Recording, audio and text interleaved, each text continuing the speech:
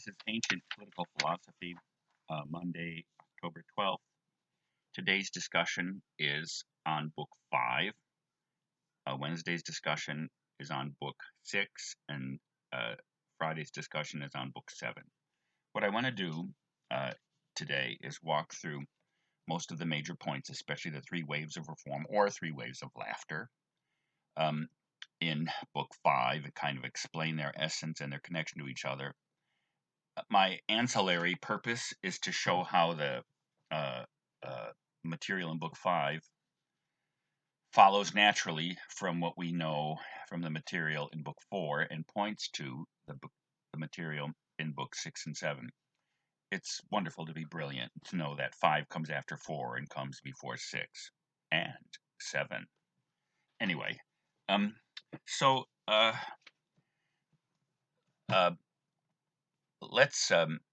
let's do an overview, and then we'll go back and look at the material in particular. So at the end of Book 4, the Republic has been substantially completed. We remember we're looking for the nature of justice. We're looking for the preferability of justice, not over injustice, not as a plausible, but actually turns out not certain way to the goods of this world, because many fine people have been screwed by the forces of this world, and many unjust people have gotten away with a lot. Just look at the book of Job in the Bible, and continue to, and not because it leads to a better afterlife. Now, the question of the afterlife is very complicated in the Republic, as you'll see when you come to the end of it. But at least remember what the Republic is trying to lay in front of you is what the definition of justice is: to replace opinion about justice with knowledge about justice. In order to do that, as we saw in books 2 and 3, Socrates launches the prospect of seeing justice not only in the individual soul, but to see what justice is in the individual, but also what justice is in the city, on the premise that it's bigger. And as I suggested at the beginning of book 2, that's partially because I think what Plato wants to do through Socrates as a mouthpiece is to raise the meaning of justice in all of its possible applications in life. Just human beings, just cities, just regimes, unjust cities, unjust human beings, just actions, unjust actions. So we're looking for the definition of justice. And as I said, its preferability. Now, in order to do that, and as we'll see, not only in order to make the case for justice, but also in order to plan the perfect city in Book 4, which I called one of the three theoretical peaks of the Republic, Socrates has to lay out the soul. So what do we know about the soul, and how does it answer the question of justice, and why does it lead to Book 5 and the material after that? Okay, so we discover that human beings are made of body and soul. Now, what's a soul? Socrates hasn't defined what the soul is, so we'll take a stab at this and just say it's life and consciousness. There. All living things, according to Plato, and Aristotle for that matter, as you'll see, have a soul. Not just human beings, or not just people from South Carolina, but every living thing has a soul. Soul is life. It's the animating principle of life.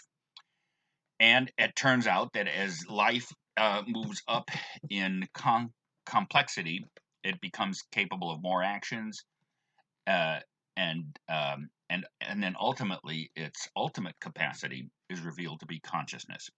Now, people are still debating in the modern world. Physioneurologists, chemical biologists are still debating what produces consciousness, and whether consciousness can be freed from body, etc.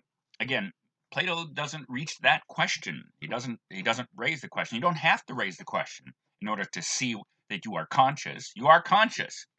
Some of us are. And you don't need to define what life is to know. Well, you do need to define what life is, and we will define what life is when we come to Aristotle. But let's just say, you can look at a rock. You can look at a plant. You can look at a cat. You can look at a college student and notice that they all behave differently.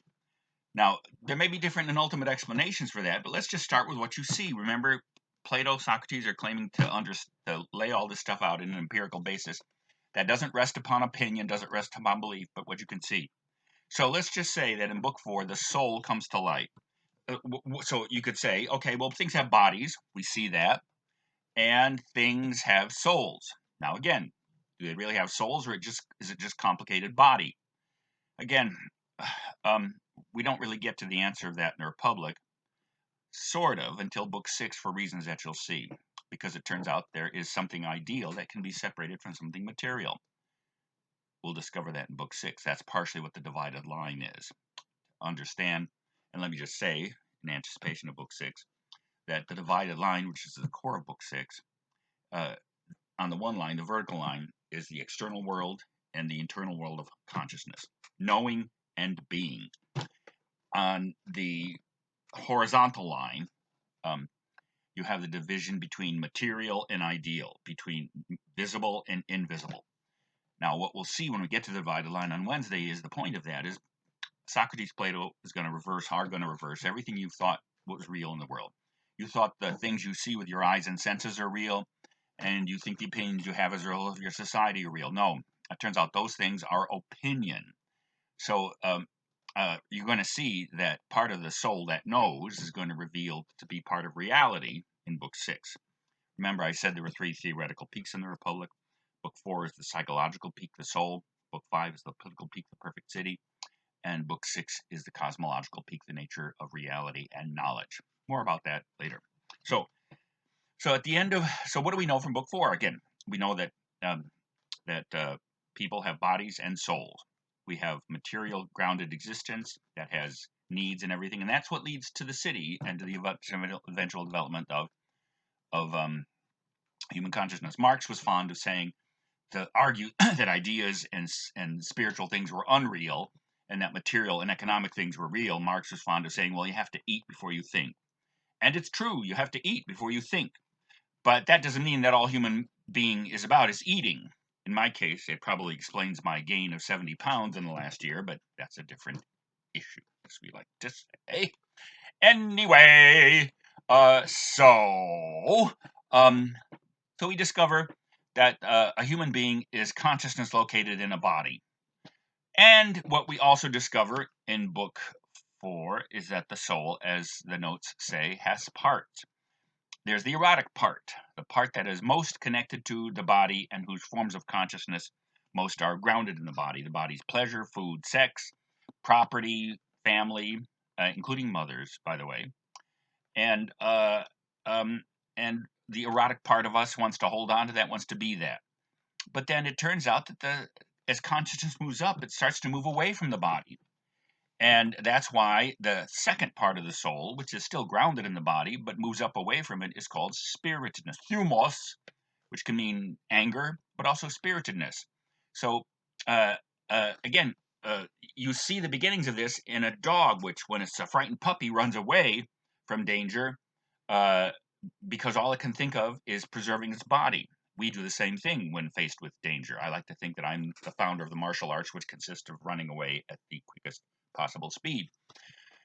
But dogs, when they're angry, don't care about their bodies, just like a soldier. If you want to see a nice example of this, all of you have access to every movie ever made on the internet. Go look at The Return of the King. Go to the scene where Mary and the daughter, the niece of the king of Theoden, Éowyn. She's disguised as a man in soldier gear, and they're in the front line about ready to attack the hundreds and thousands of orcs that are besieging Gondor and the White City. And so here's the scene you should look at.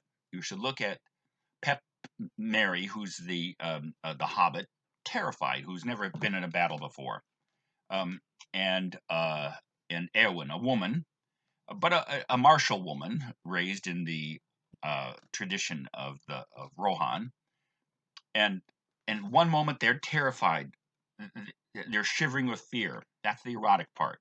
But then the moment that King Theoden goes down and rouses them and shouts to them, you all of a sudden see they can't wait to go into battle. They're no longer thinking about their survival. Another part of their soul is taken over.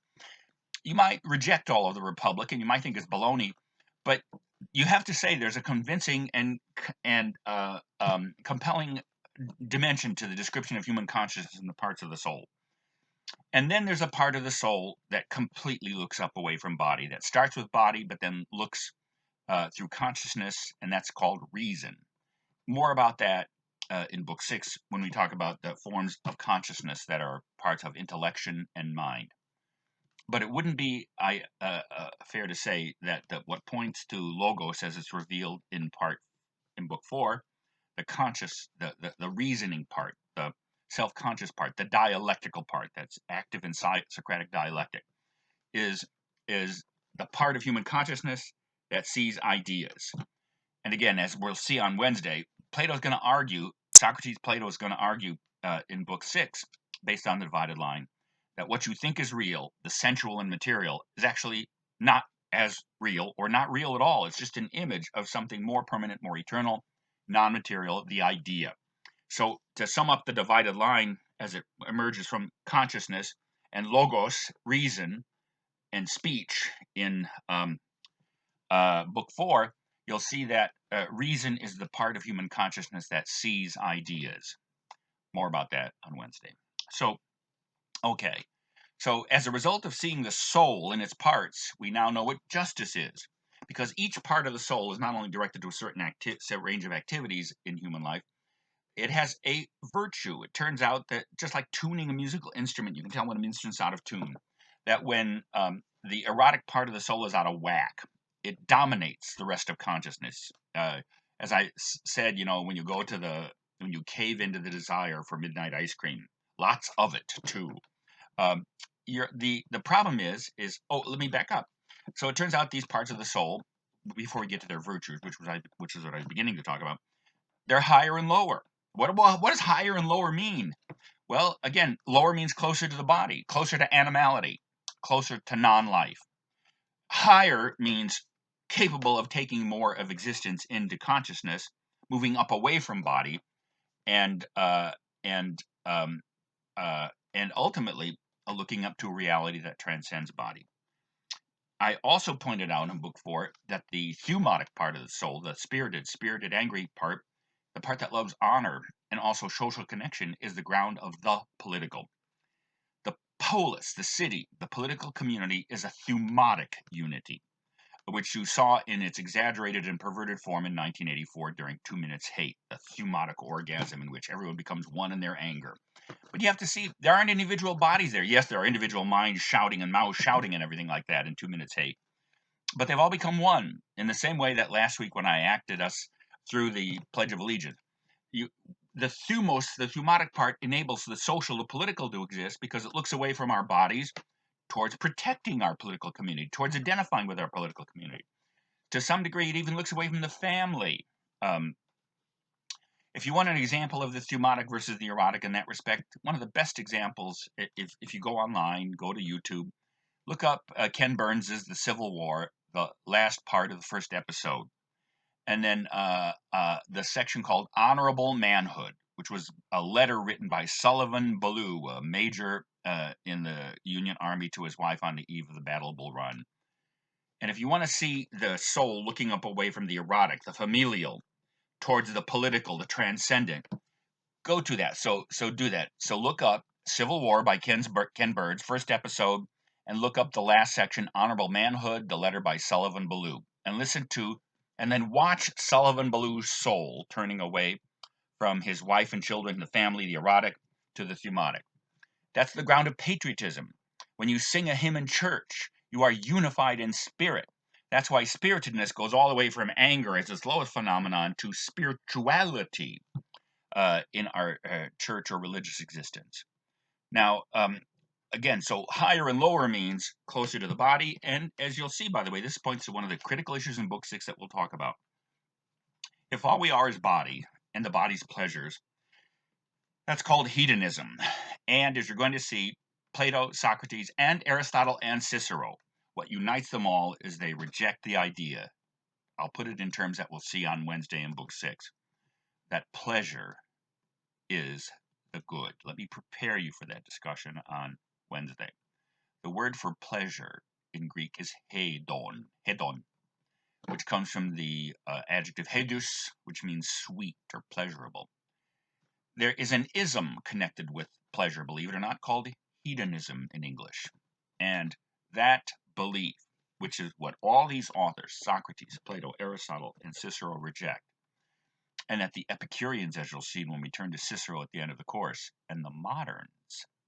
That's why, if you look at the great alternatives, if you had modern political philosophy last year, and you look at the great alternatives, I call modern political philosophy and the modern society, politics, and the way of life that emerges from it, comic political hedonism.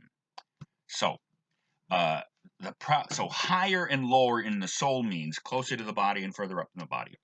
And what you learn is that a human being can't be a human being if the lower parts of the soul dominate and disorder the higher parts of the soul. This will eventually, as you'll see, point to the deepest answer of the public as to why the tyrant, the perfectly unjust man, can't be a happy man. The answer to that will come at the end of Book 8 and the beginning of Book 9, as you'll see. So, but all of this is grounded upon the soul in its parts, and the soul in the lower and higher parts. So what's a disordered soul? A disordered soul, and you can look around and inside to see if this matches your observation, is when the lower parts of the soul affect, disrupt, and dominate the higher parts. As pathetic as these human beings are, because I've known many of them personally and have had good friends, a drug addict, a heroin addict, or an alcoholic is somebody whose soul is disordered because the pleasures and escapes from the burden of human consciousness dominate the soul and disorder the whole by letting the lower part triumph over the higher part. More about that later.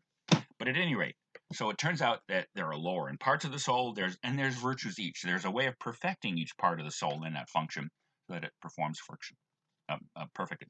So what it turns out is the part of the body that's the part of the soul, eros, that's connected with the body, its virtue is moderation, which means, in other words, that you experience the pleasures of the body, but in a way that you control them or that you dominate them or use them properly, and they don't dominate you.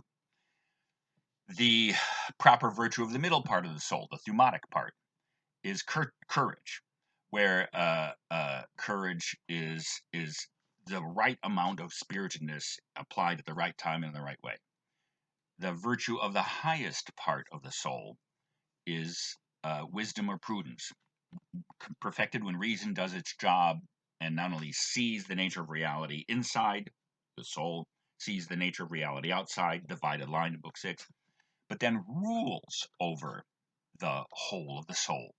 So so you have the three parts of the soul with their virtues: moderation or temperance, as it's sometimes translated, courage, and wisdom or prudence.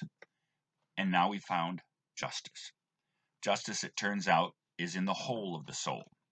Justice is when each part of the soul pays attention to its own work and doesn't interfere. So literally, the definition of justice is doing what's appropriate to what the part of the soul that's appropriate. So the just soul is the soul in which each of the parts of the soul are in their proper order and each one disciplined by virtue, and therefore each part of the soul is paying attention to what it should be doing and not interfering with the rest. And it turns out that's what the just city is. The just city is where everyone is doing his or her part, and every part of the city is where it is, and the different elements that the city needs. It needs eros, it needs production, it needs property, it needs families, it needs children, so it needs the erotic function. It needs the thumatic function because it needs soldiers and it needs people who love the city above their families. And ultimately, as you're going to see, this is where the end of Book 5, where the end of Book 4 comes into the end of Book 5 and Book 6. It also needs wisdom in the place of rule.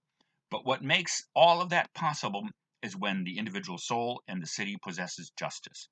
Now, it also answers another part of the question, that what a just city is not only when the good of the whole is manifest and complete, but everyone in the city is also where he or she should be, and minding his or her own business and doing the function assigned to him by the city. So at the end of Book 4, we see what justice is, we see its preferability, but then why are the young men unhappy? Now, this goes to the beginning of Book 7, as you'll see, And as I said in class, book 5, 6, and 7 are an interruption um, to the argument of the Republic, which is substantially finished at the end of book 4. Because not only has the soul been laid out, but the perfect city and its outlines have emerged. And in the same way that there are different kinds of souls, where the timocratic, the loving of honor soul, is the soul whose soul is dominated by the love of honor and the thumotic element, and etc. It turns out that there are corrupt souls that decay away from the perfect justice of the just soul, and there are corrupt regimes.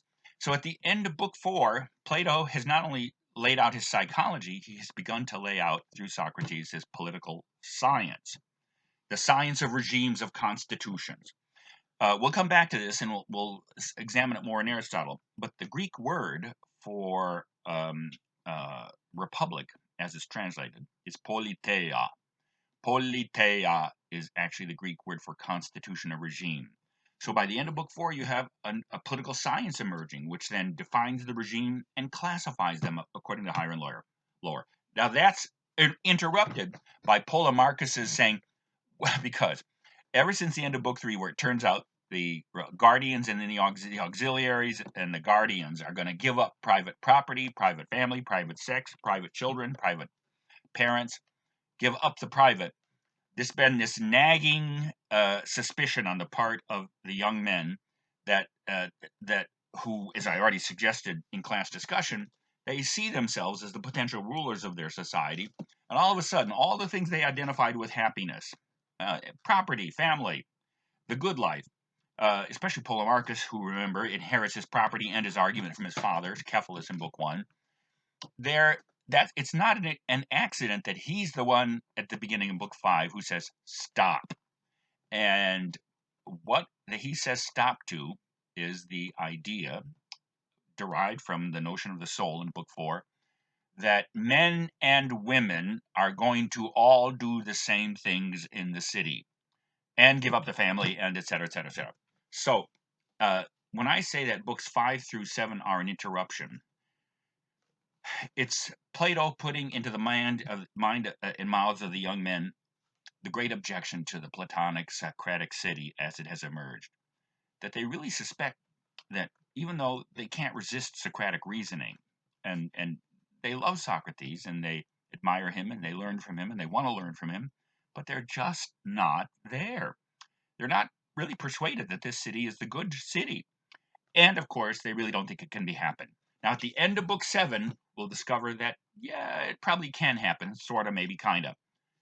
And look for, at the end of book 7, which we'll talk about on Friday, how it is that this city can be practical and can really come into being. Not likely, but it's possible. And you'll see why and how at the end of book 7. So, okay, so this leads us to book 5. These guys really want to be persuaded that the city is good and possible, and in particular, the 3 waves of reform that bring it into being are really necessary and good. Now, let me just say that in your essays on what the cave is at the beginning of book 7, some of you missed the mark and got a little too broader. And you're going to see that book, in a way, book 5 anticipates the discussion or the image of the cave in book 7. How so? Some of you said that, well, the cave is education, everything like that. It's more direct than that, more immediate and more concrete. The cave is the society with its political, religious, and social opinions and way of shaping you as a human being and your thoughts about what human life is. The cave is your society.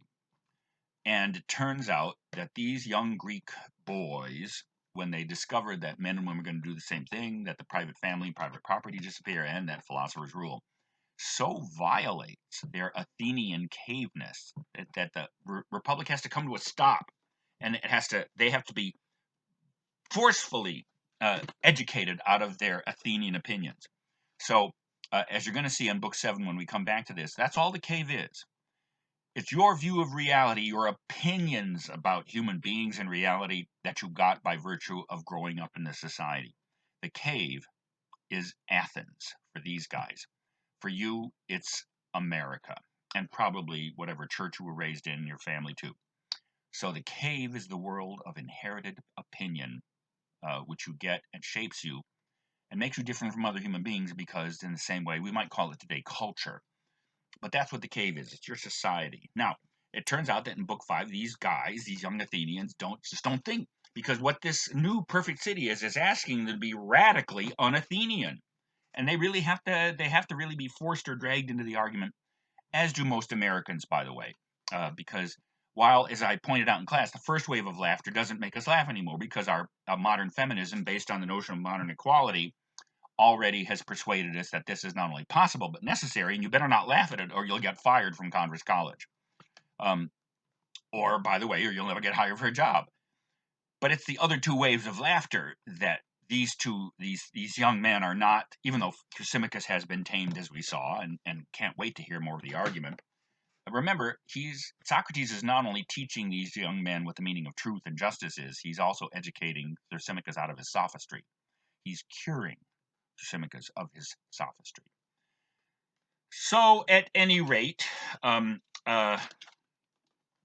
Book 5 emerges as a response to their hesitation that this city is impossible and not good.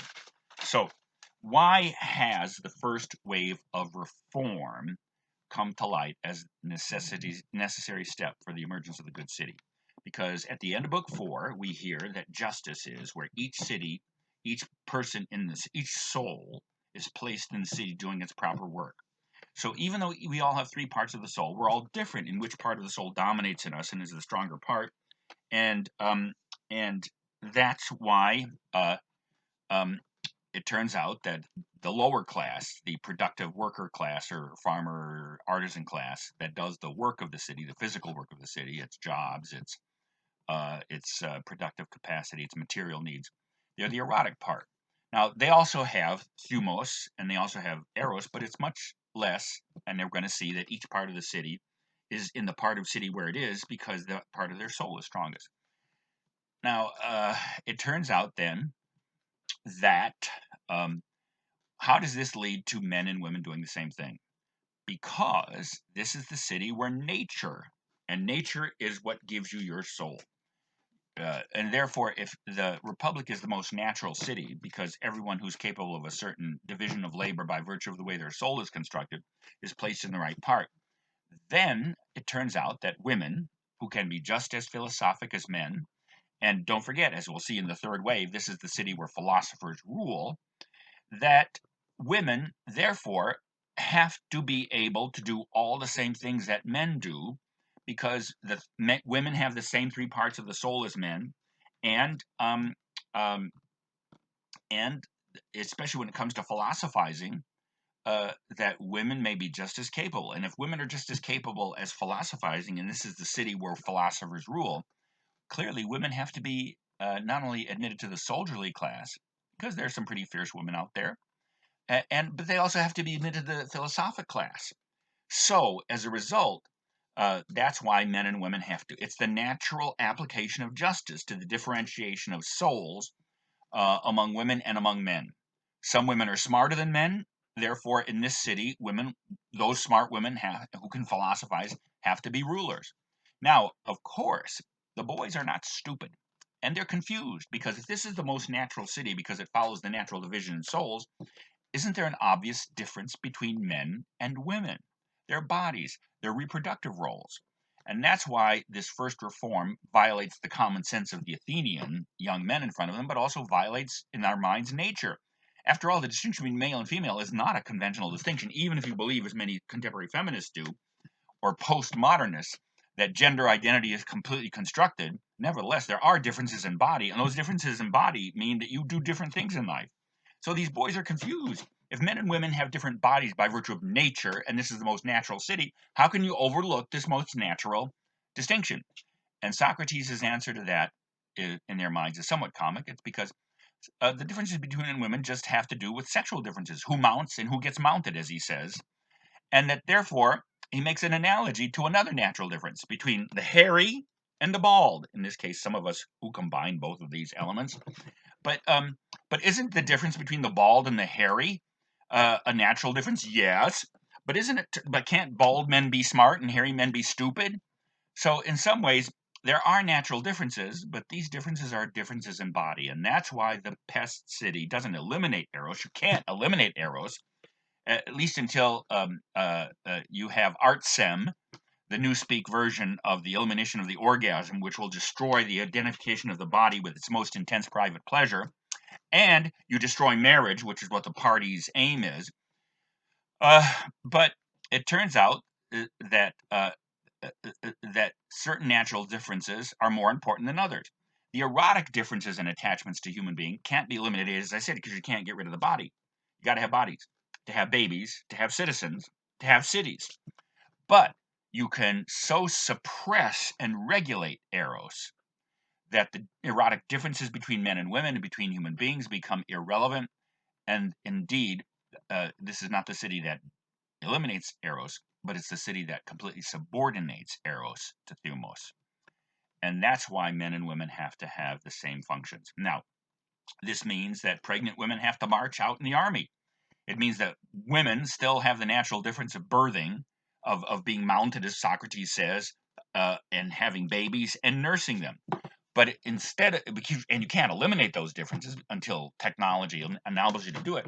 But what you can do is humanicize the relations even in the lower class, so that the differences between men and women physically become irrelevant.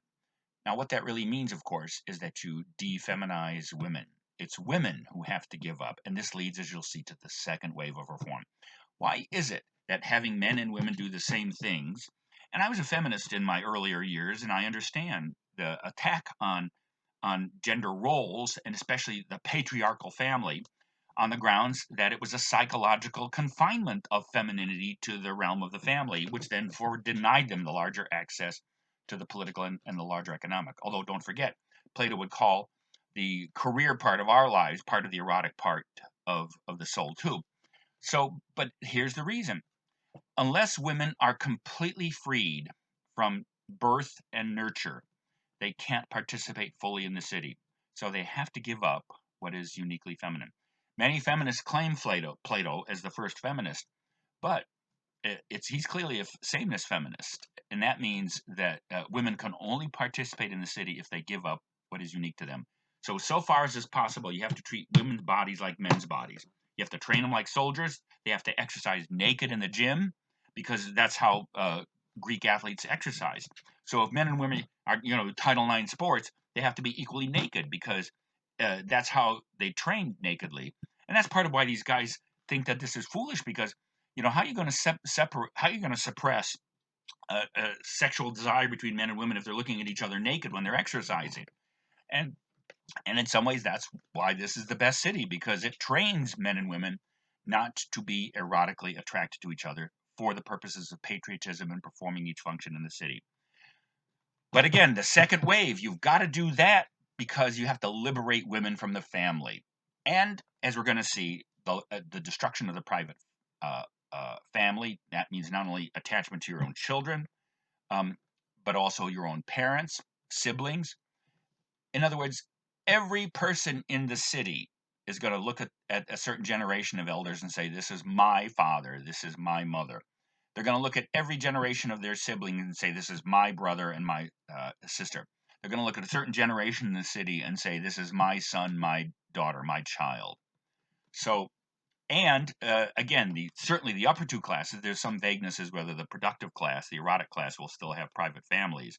But even if they have private families, remember, because of the noble lie at the end of book 3, even if you have a child born into their erotic part of the city, they're going to be so trained and so attached to the city that they'll give up their child for the common education and to move up to the upper classes, as you'll see. And this is what the educational system at the end of book 7 is about. So anyway, so not only are men and women going to do the same thing, men and women are not going to have the private anymore. The private has to be completely suppressed and eliminated. Now, why? Again, the main reason that we've already seen is so that women can now participate fully in the city. You've got to pry women away from their children and their family, it turns out. Men already do that to some degree when they march off to war or when they participate in the institutions of the city. But now you're going to have to ask women to be just as indifferent to the private family as men are. That will enable women to be completely available for the city's purposes. So no longer any family for both men and women. Now, this has several other advantages because, as Socrates, Plato point out in Book 5, one of the worst things that can happen to a city is civil wars, division, faction. And that has destroyed probably most cities. It almost destroyed our city, America. So if you destroy the private, not only do you destroy the main competitor of love and attachment to the city, which is what the party is trying to do in 1984. The only thing you can love is the party. You can only love a Shania. There's no husband, wife, child anymore. All you love is the party, which in the Republic is the city. So, in other words, to eliminate any competition, uh, the family must be eliminated as a source of affection and attachment. Now, you're going to see in Aristotle, Aristotle thinks this is not the good city because he thinks that the erotic, the private, the familial is necessary for human happiness. So, the city in the Republic is the city where human beings are completely absorbed into the thumatic element of the soul, completely absorbed into the city. All they love is the city, and the city is all they know. Now, the other great advantage to that, this will lead to the third wave of the reform, and that is that passage that we read in class. He says, Socrates says, the ills of humanity, especially the political ills of humanity that we talked about, the icky poo politics that dominate most of the human world even today, and depending on who and what you think your political opinions are, whether America's in that or not, doesn't matter. Most of the 7,000 years of political history, or at least the 4,000, 5,000 years of archaeological political history, have been horrible. Why is that? Why has politics been so bad? Why has political life made human life worse?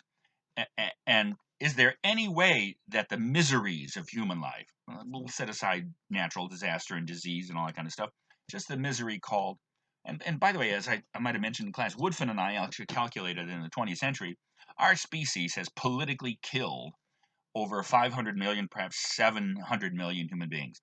So how did politics get to be so bad, and can it be better? Yes, it can. Why has it been so bad? Because the wrong people have always had power. The wealthy, the well-born, the powerful, the tyrannical. Politics has been so bad because the wrong people, the unqualified people. I mean, after all, isn't it clear that Cephalus at the beginning of the Republic thinks that the better people are wealthy people? And so, in some ways, why is this the best city? Because for the first time in human history, ever, the right people are going to have political power. Who are the right people? Well, that's the third wave of reform. As Socrates says, the ills of humanity will never cease until philosophers become kings and kings become philosophers. Now, first of all, that really explains why you have to have women completely involved, because the most brilliant person I ever met in my life was my professor, Mary Nichols, the Nichols Reader, for those of you that had American government.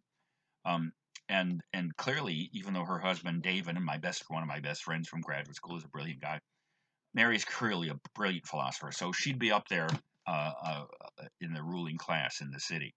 So women who can be more philosophic than men, have to be just as able to rule. So, but why is the last wave of reform?